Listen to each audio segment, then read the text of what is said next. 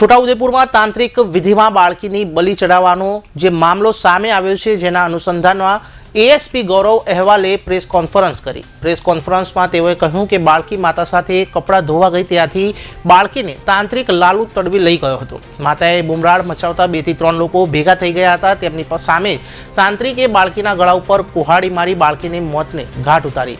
હત્યા બાદ બાળકીના લોહીને ઘરમાં મંદિર ઉપર મૂકેલા ફોટા ઉપર ચડાવ્યું, ત્યારે તાંત્રિક વિરુદ્ધ ગુનો નોંધી આગળની કાર્યવાહી શરૂ થઈ છે। પાણેજ ગામમાં અત્યારે એક 5 વર્ષની બાળકીની હત્યા થઈ છે, એની તપાસ અત્યારે ચાલુ છે અને એસપી સાહેબ એટલે વાધેર સાહેબને પોલીસ સબ સ્ટાફ આવી ગયો છે અને એની નિષ્પક્ષ તપાસ થવી જોઈએ એવું અમે અપીલ કરીએ છીએ અને કાયદેસરની તપાસ। પણ ગામ લોકો એવું કહે છે કે ભાઈ એ થોડોક ગુસ્સાવાળો માણસ હતો એવું કહે છે કે ભાઈ ક્રૂર તાંત્રિક વિધિ એવું બધા કહે છે ગામ લોકો કે ભાઈ તાંત્રિક વિધિ માટે એને બલિ ચડાવવામાં આવી છે એવું કહે છે। પાણેજ ગામમાં એવી ક્રૂર હત્યા કરવામાં આવેલી છે કે પાણેજ ગામના તડવી લાલાભાઈ હિંમતભાઈ એ સામેવાળા રાજુભાઈની દીકરી એક 5 કુંબળીભાઈની હતી, 5 વર્ષની હતી, એને ઉચકી લઈ જાય અને એના ઘરમાં કંઈક તાંત્રિક વિદ્યા કરતો હોય જેવું અમારું માનવું છે। અને એના ઘરમાં માતાનું મળ બનાવેલું છે, મંદિર બનાવેલું છે, ત્યાં લઈ જઈને કુવાડીનો ઘા મારી અને એને કરુણ હત્યા કરવામાં આવેલી છે।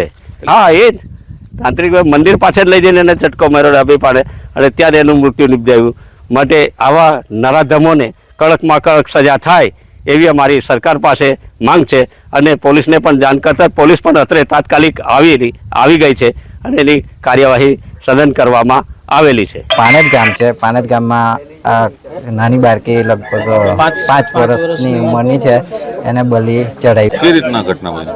સવારમાં લગભગ 8:45 મને ફોન આવ્યો કે આવા બનાવ બન્યો, એટલે હું સ્થળ પર આવ્યો તો એ ભાઈ જે આરોપી છે હાથમાં કુવાડી લઈને એને ગળાથી કાપીને બલિ જ આપી।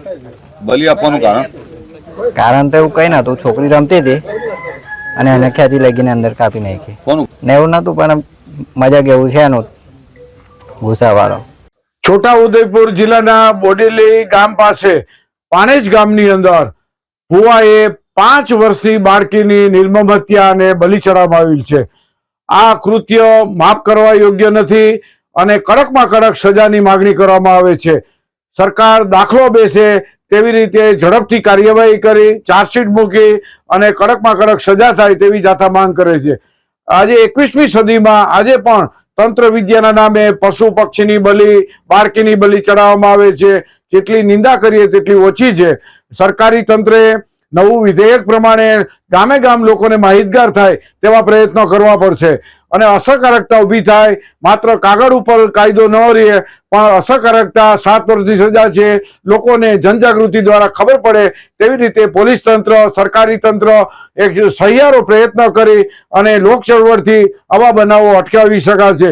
વિજ્ઞાન જાતા સ્થળ પર મુલાકાત લઈ આવા બનાવોનું પુનરાવર્તન ન થાય તેના માટે કટિબદ્ધ છે। વિજ્ઞાન જાતા સ્પષ્ટપણે માને છે સરકારનું વૈજ્ઞાનિક અભિગમ દૃષ્ટિકોણ જરૂરી છે। સરકારે વોટ બેંકને ધ્યાનમાં રાખ્યા વગર આવા જે ભુવા ભારાડી મુંજાવરો કે પાદરી જે કોઈ હોય અને જેને ખોટું કર્યું હોય અને જે સમાજમાં ભ્રમણા અને આવી બલિ ચડાવતા હોય તેના સામે કાયદાનું શસ્ત્ર ઉગામી અને કડકમાં કડક સજા થાય તેવી જાતા માંગ કરે છે। અમે ચિંતા વ્યક્ત કરીએ છીએ, અમે નિંદા વ્યક્ત કરીએ છીએ અને આ બાળકીના જે પરિવાર છે એને સાંત્વના પાઠવીએ છીએ અને આવા બનાવો પુનરાવર્તન ન થાય તેના માટે ગામે ગામ સરકારી તંત્રની મદદથી લોકચળવળ ઊભી કરી આવા બનાવો અટકે। અંધશ્રદ્ધાથી દેશને બરબાદી જ મળે છે, બીજું કશું જ નથી મળતું। એટલે આવા બનાવનું પુનરાવર્તન અટકાવવા વિજ્ઞાન જાતા કટિબદ્ધ છે।